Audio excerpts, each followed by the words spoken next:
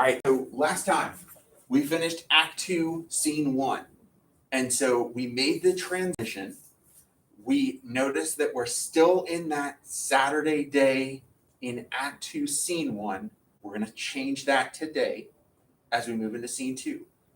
When we ended, we really ended by pitting Walter and Mama kind of against each other. Mama has made a choice for the family. She put money down on a house. The problem is it's in an all-white neighborhood. The other problem for Walter is that he feels like Mama has taken a position that should be his. Now, we have talked about the fact that Walter has never stepped up. We even gave him a chance at the end of Act 1. Say something to your wife. She's pregnant. She's thinking about getting an abortion. Tell her no, and he does nothing. And so, as much as Walter is butthurt about this, he has no right to be. And so he left the scene sort of downtrodden. He was like, well, you're the man of this family. You make the decisions, Mama. I'm just here. We're going to see that carry over, but we're going to open with Beneatha. And so if you look at the stage directions that begin this scene, what do you notice the difference is in the apartment? Packing crates. We're already beginning to pack up and move. So this gives us a sense that we have jumped time. Imagine that this is at least a week later. Family's starting to get things together. It's night. Beneatha is going to be returning from a date. She was out again with George Murchison. Remember, there are two guys that she's interested in. Describe George. He is the snobbish, rich, black guy. Carlton Banks personified. And so we're going to put them here as they come back from this date and hear them talk and discuss. We're going to further investigate her conflict, which, remember, it was her identity is really there. How does she view herself? How does the world view her? We're going to put that on display here as we start.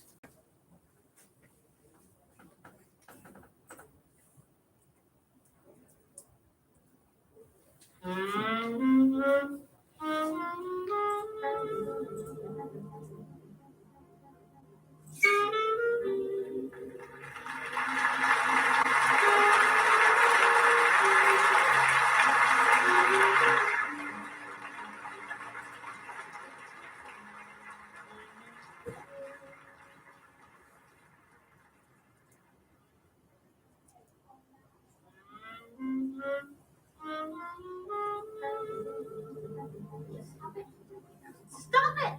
I mean it! Okay, whatever you say. George, please! Look, we've had a nice evening. Let's not spoil it, huh? I'm trying to talk to you. We always talk. Yes, and I love to talk. I know it.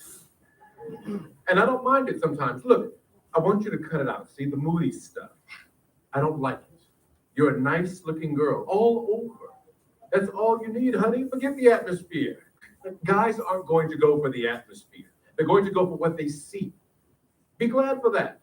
Beneatha, please, drop the Garbo routine. It doesn't go with me. Now, as for myself, come here, baby. I want a nice, simple, sophisticated girl. Not a poet, okay? Stop it! George, why are you angry? Because this is stupid. I don't go about with you to discuss the nature of quiet desperation or to hear your thoughts. Because the world will go on thinking what it thinks regardless. Then why read books? Why go to school? It's simple. You read books to learn facts, to get grades, to pass the course, to get a degree.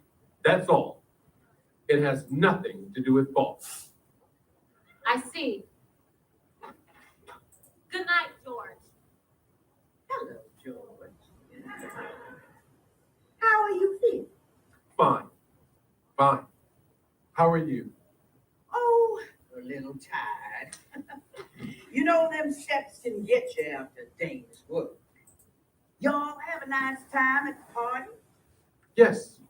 A fine time. A fine time. Well, good night, George. Hello, honey. What you sitting there like that for? I'm just sitting. Well, now that your company is gone, why don't you make up Travis's bed? Didn't you have a nice time? No. No. What's the matter? Mama, George is a fool. Honest. Is he, baby? Yes. You sure? Yes. Well, I guess you better not waste your time with no fools. Mama, Yes, baby. thank you For what? for understanding me this time. Okay. Let's kind of process what we're seeing. Let's move this conflict part of our chart here. We said that Benita has that issue with her identity. And part of that comes into these two guys, both of whom she's interested in to some level. But talk about how Mama plays a role here with this.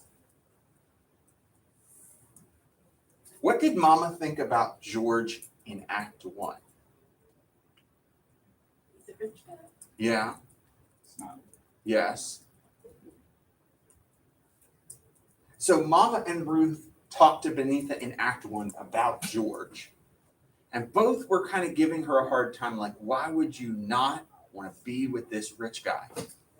Like, what's wrong with you? Were they willing to listen to her about her thoughts in Act 1? No. And we saw that as part of her identity because in the same way, she was also frustrated because they couldn't understand why she wants to experiment with different things. Why do you want to take photography classes? Why do you want to learn how to ride a horse? All this gets sucked up into that conversation. But we noticed that the purpose of it in Act 1 was to establish, hey, this is her conflict. But here, we start to bounce these characters off of each other a little bit more. We start to make clear as we develop how characters change, how attitudes change and shift. And so in Act 1, where Mama was like, I can't understand why you wouldn't like him, notice what we get here in Act 2. Mama gets it. All she has to hear is her daughter say that he's a fool. All Mama has to see is how he acts when she comes into the apartment. Do you think that she understands what she's walking into? Then all of you must think that your parents have a hole in their head and are completely stupid.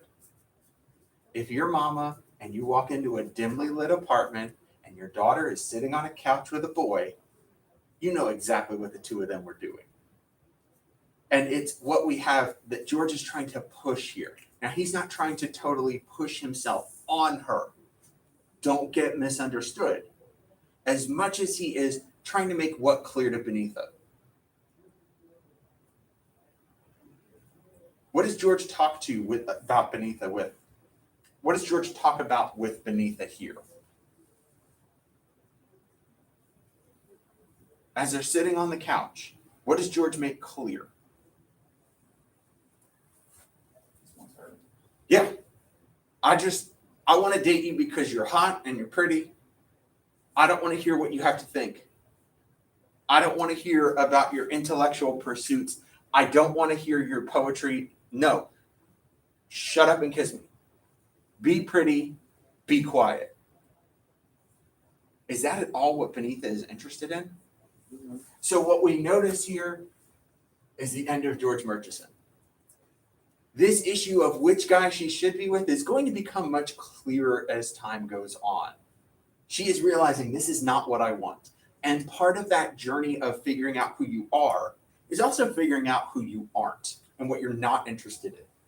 And so here we have that moment, and we also get that moment of appreciation from Benita where she says, Mama, thank you. Okay, great. Mama's got herself out of the doghouse with one child, but we're going to see she's still very much in the doghouse with her other son. We're going to skip the next part of the script. If you start to look down, you notice that a traditional staging with the traditional script includes a scene with a character that only appears here. Her name is Mrs. Johnson. She's an upstairs neighbor. She is nosy. She is a gossip. She's a pain. This scene is intended to be mostly comedic. It is not in our audio. We're not going to worry about it. And so we're going to skip past everything with Mrs. Johnson. This is going to take us a couple of pages down. And we're going to find where Ruth answers the phone. Let's see. This is going to be, 543 at the very end. And it's really going to be more like 544 where it picks up. So we're going to jump. I'm going to write this down so everybody online can follow us. Here on 544, Ruth is going to answer the phone. And what we are going to see is that we are now going to shift our focus back here with Walter. We have given him some time. We saw him at the end of Act 2, Scene 1, all, you took my place, Mama. We're going to see what has come of that.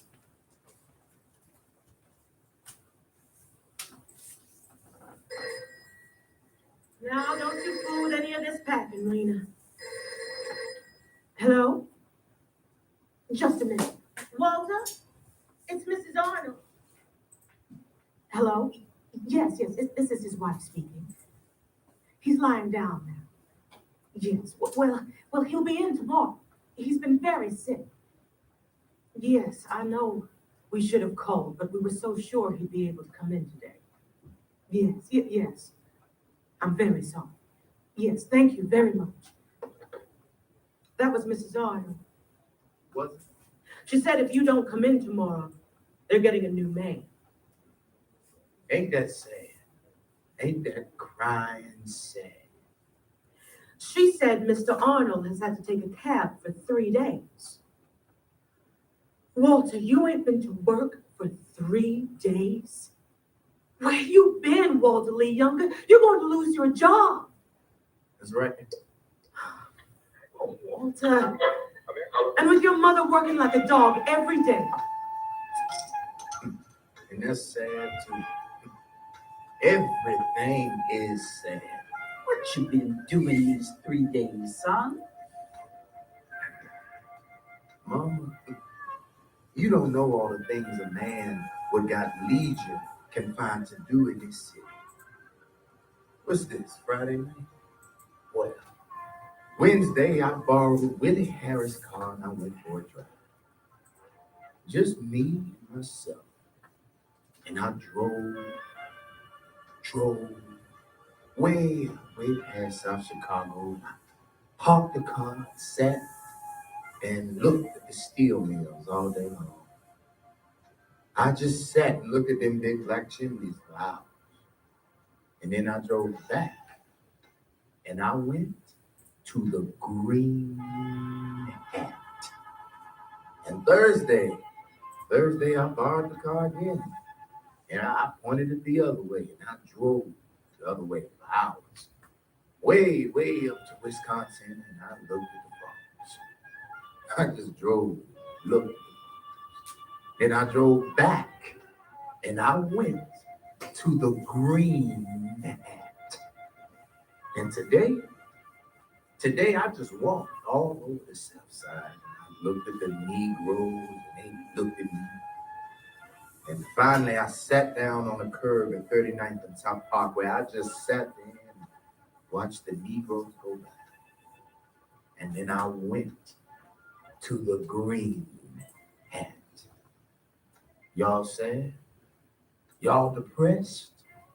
And you know where I'm going right now. Hey, Walter, is this the harvest of our days? You know what I like about the Green Hat? I like this little cat they got there who blows a sax. He talks to you. He ain't about 5 feet tall and he's got a conked head and his eyes is always closed and he's all music. Whoa. And there's another fella who plays the piano and they got a sound. I mean, they can work on some music in the Green Hat. They got the best little combo in the world in the Green Hat. You can just sit there and drink and listen to them 3 men play and you realize that don't nothing count worth a damn but just being there. I've helped do it to you, haven't I, son? Okay, let's stop there and process what we're getting from Walter. What are some words you would use to describe Walter here as he's talking? Anything else sticking out to you? Isn't Green Hat like a bar? Yeah, that's what I was going to ask everybody. Green Hat's a bar. And so notice how he's spending his time. Drinking, hanging out, just not doing anything. Any other words you would think, come to your mind that maybe capture a different part of what you're seeing with Walter than just depressed? Trying to become an alcoholic. Okay, maybe we could hit drunkard, somebody who drinks regularly.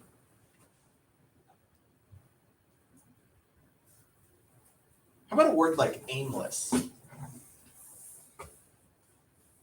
He's just kind of drifting right now. He doesn't have anything because Mama has kind of brought into this, well, she's pushed it. This has been a struggle for Walter through the play, but this concept of manhood. If he can't make decisions for his family, if he can't take that role that he thinks is his, nobody's willing to support him in the ways that he thinks he can get there. We're now seeing Walter just kind of floating. He doesn't know what to do. So notice how he talks about not just going to the Green Hat, but at times I just drive and I just look at things. He doesn't, instead of going to work, instead of providing, and remember, that was what he wanted to get the liquor store to do, provide. So instead of providing, he now has totally switched all of it off. And Mama is starting to introduce this idea. This last quote that we heard, she said, I've helped do it to you. Notice that Mama's taking the guilt on her, but should she? Absolutely not. He's a grown man, and it's the issue that we see. Parents want to always try to take care of their kids, regardless of how old they are, but sometimes you have to remember, this is an adult that you're now dealing with. It's not a child. It's not always your fault. And so Walter's going to keep talking here, and we're going to see this kind of continue.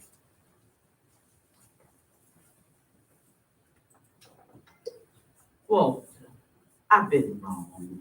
No, you ain't never been wrong about nothing, Mama. Listen to me now. I say I've been wrong.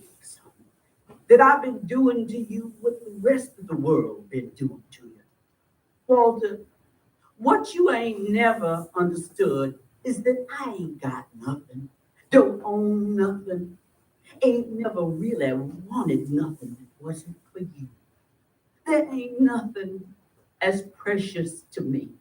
There ain't nothing worth holding on to. Money, dreams, nothing else. If it means it's going to destroy my boy. I paid the man $3,500 down on the house. That leaves $6,500. Monday morning, I want you to take this money and put $3,000 in a savings account for Benita's medical school. The rest, you put in a checking account with your name on it. And from now on, any penny that comes out of it or goes in it is for you to look after, for you to decide. It ain't much, but it's all I got in the world. And I'm putting it in your hands. I'm telling you to be the head of this family like you're supposed to be. Mama, you trust me like that, Mama? I ain't never stopped trusting you. Like I ain't never stopped loving you. Okay.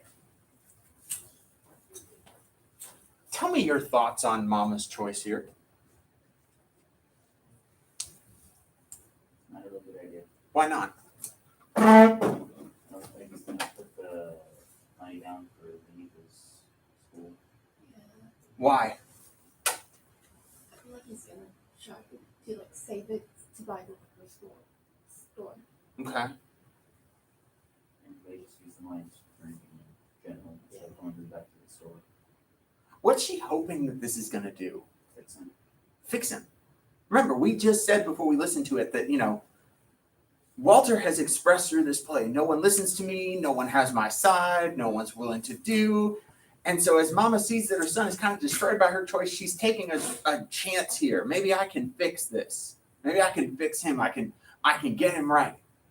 How many of you see this like Walter kind of is a baby and he got his way in the worst way possible?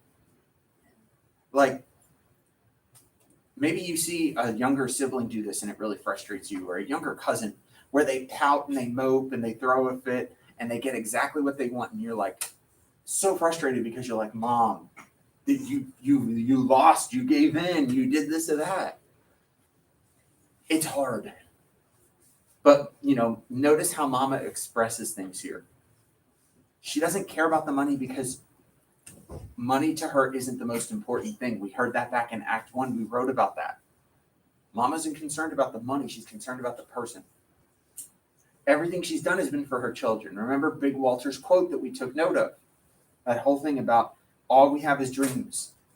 And it's the children that make those dreams seem worthwhile. So here she decides to take a chance. We're going to end this scene by seeing if it's made a difference in Walter.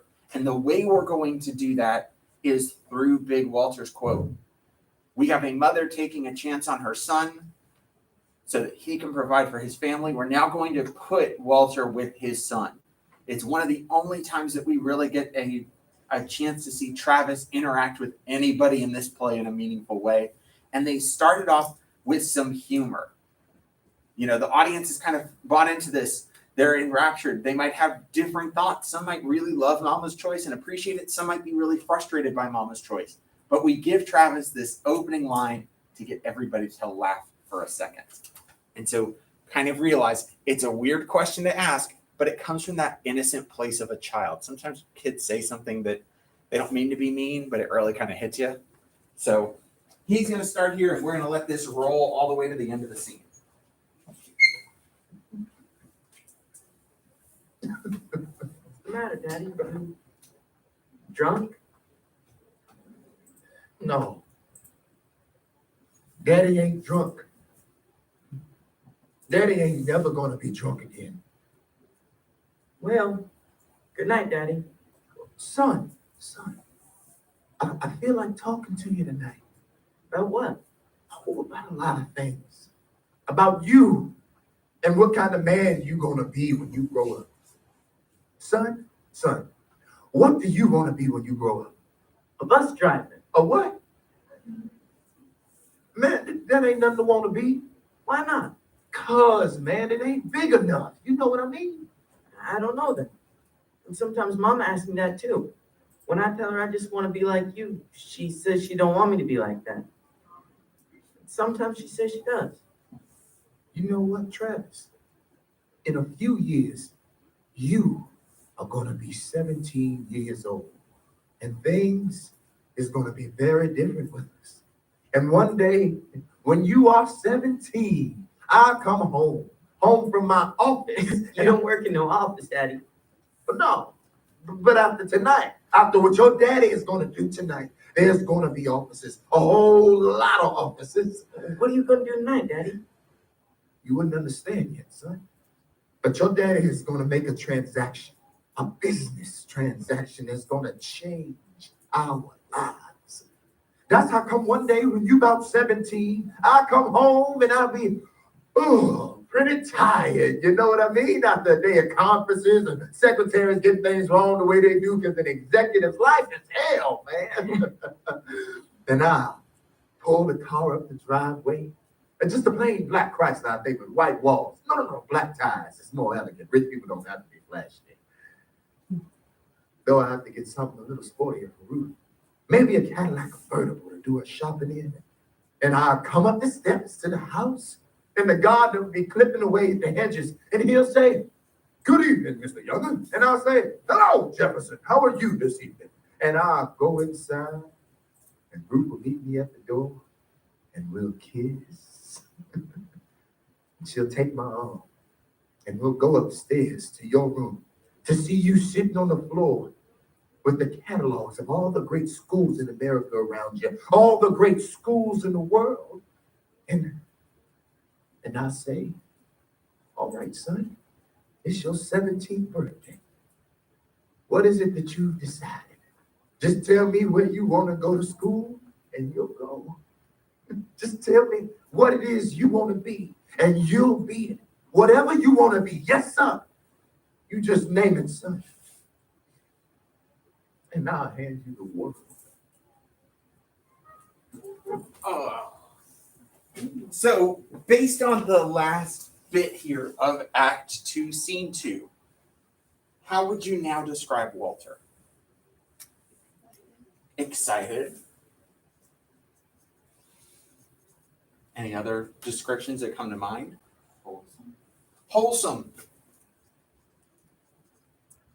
Notice that he kind of makes this interesting move from talking about hanging out at a bar all day to now, I imagine coming home and having a gardener and, you know, buying a car for my wife, all these very like family values concepts.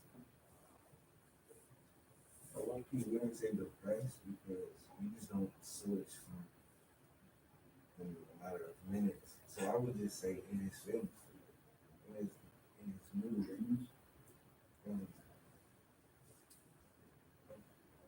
Yeah, depressed, I think you can feel down and you could describe that feeling as feeling depressed, but I don't think we need to say that Walter is depressed in that early part. He's not suffering from it, but you're right. He wouldn't switch that quickly if he really had something profound.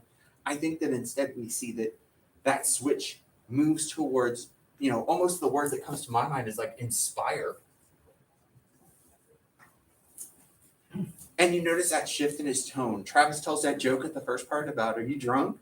And he's like, oh, I'm never going to be drunk again.